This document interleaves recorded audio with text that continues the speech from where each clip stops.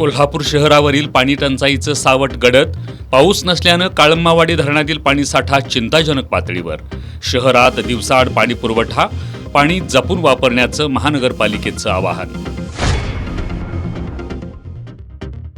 शासनानं थकीत बिलांमधील किमान 60 ते 70% रक्कम तात्काळ अदा करावी, अन्यथा राज्यभर एकाच वेळी आंदोलन करण्याचा महाराष्ट्र राज्य शासकीय ठेकेदार महासंघाचा इशारा.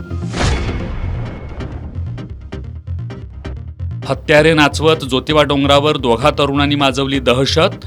कोडोरी पोलिसांनी दोघांना घडवली अद्दल. पीडितेला व्याजानं पैसे देऊन वेश्या व्यवसायासाठी भाग पाडल्याप्रकरणी इचलकरंजीतील शिवाजीनगर पोलिसांनी आणखी दोघांना केली अटक. अद्याप एक जण पसार.